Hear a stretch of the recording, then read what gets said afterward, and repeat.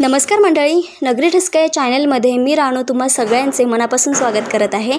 आज मी तुम्हाला वांग्याचे कुरकुरीत असे काप दाखवणार आहे जे खायला खूप टेस्टी लागतात। तुम्ही नक्की ट्राय करून बघा। तर त्यासाठी मी इथे असे वांगे घेतलेले आहेत, त्याचे काप करून घ्यायचे अशा पद्धतीने। एकदम पातळ नाही करायचेत काप किंवा एकदम जाड सुद्धा नाही ठेवायचेत, अशा मध्यम आकाराचे काप करून घ्यायचे। त्यानंतर सुरीच्या सहाय्याने मधून त्यांना अशा चिरा पाडून घ्यायच्या, म्हणजे वांग पटकन शिजलं जातं आणि मसाला सुद्धा आतपर्यंत भिनला जातो।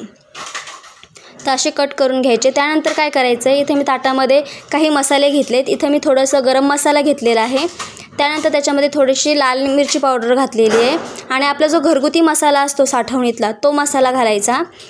त्यानंतर त्याच्यामध्ये थोडंसं मीठ घालायचं, थोडीशी हळद घालायची त्याच्यामध्ये आणि हे सगळं एकजीव करून घ्यायचं, सगळं व्यवस्थित मिक्स करून घ्यायचं।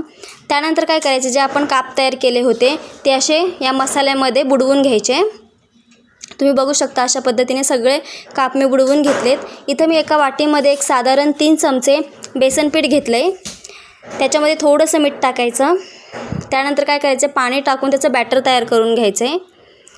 व्यवस्थित मिक्स करून घ्यायचं हे पीठ, अजिबात गुठळ्या राहता कामा नये अशा पद्धतीचं बॅटर तयार करून घ्यायचं।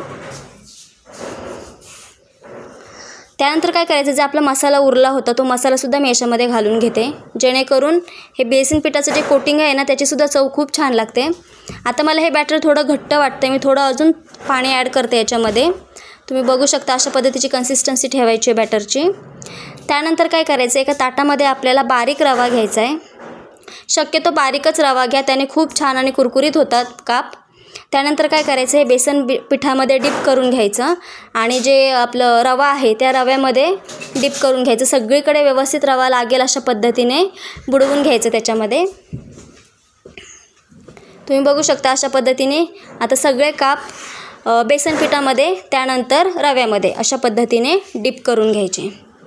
त्यानंतर काय करायचे, कढईमध्ये तेल गरम करून घ्यायचं आणि त्याच्यामध्ये हे काप सोडायचे तेलामध्ये आणि 1, 2 किंवा 3 मिनटं झाले की मग अलटीपलटी करून घ्यायचे।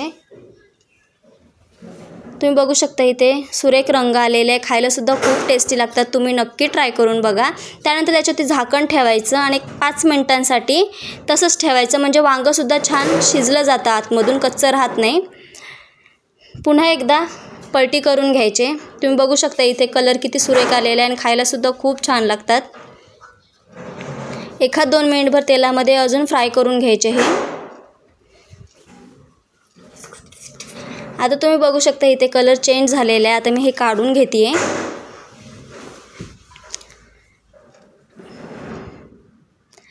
चला तर आपले कुरकुरीत असे वांग्याचे काप तयार झालेले आहेत। मस्त वरून कोथिंबीर घालायची आणि तुम्हीसुद्धा नक्की ट्राय करून बघा। आणि व्हिडिओ आवडला असेल तर आपल्या चॅनलला सबस्क्राईब करायला विसरू नका। व्हिडिओ शेवटपर्यंत बघितलात, थँक्यू।